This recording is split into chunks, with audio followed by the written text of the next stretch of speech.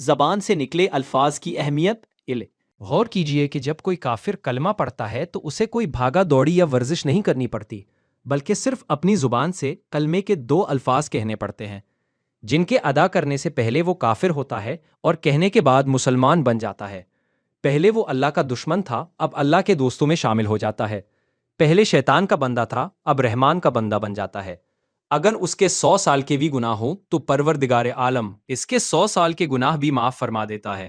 تو معلوم یہ ہوا کہ زبان سے نکلے الفاظ کے بعد اس کی زندگی کا رخ بالکل بدل جاتا ہے۔ چنانچہ زبان سے نکلے الفاظ اللہ رب العزت کے نزدیک بہت قدر و قیمت رکھتے ہیں۔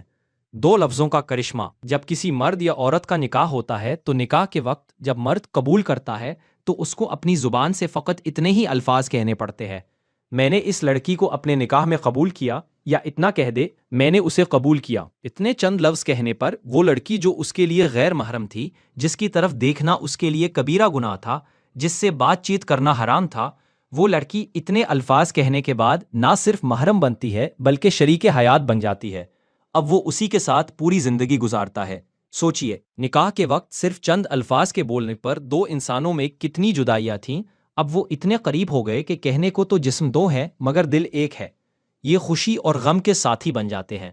اللہ رب العزت کے نزدیک زبان سے نکلے الفاظ کی اتنی اہمیت ہے کہ جس طرح چند الفاظ نے لڑکے اور لڑکی کے درمیان کے فاصلے مٹا دیے، اسی طرح اگر کوئی مرد کسی وقت اپنی بیوی کو طلاق کے الفاظ کہہ دے تو 2 لفظوں کے زبان سے نکلنے پر وہ عورت جو اس کی شریک حیات تھی، اس کے بچوں کی ماں تھی، اس کے دکھ درد کی ساتھی تھی، اب اس کے لیے اجنبی بن جاتی ہے، وہ اس کے لیے نامحرم ہو جاتی ہے۔ یوں نکاح اور طلاق کے چند الفاظ سے انسان کی زندگی میں کتنی بڑی تبدیلیاں آ جاتی ہیں۔ فکر کی ضرورت، اس سے اندازہ لگانے کی ضرورت ہے کہ انسان کی زبان سے نکلے ہوئے الفاظ اللہ رب العزت کے نزدیک کتنا وزن رکھتے ہیں، اور ہم ہے کہ زبان سے الفاظ نکالے ہی چلے جاتے ہیں، احساس بھی نہیں رکھتے کہ ان الفاظ کا کیا مطلب ہے اور دوسرے پر ان کے کیا اثرات مرتب ہو رہے ہیں۔ کیا ہم کسی دوسرے کو تکلیف تو نہیں پہنچا رہے؟ کیا ہم اللہ کی کسی مخلوق کا دل تو نہیں جلا رہے؟ غور کرنا چاہیے کہ ہم اپنی زبان سے ایسے کلمات تو نہیں نکال رہے جو کلمات کفر کہلاتے ہوں۔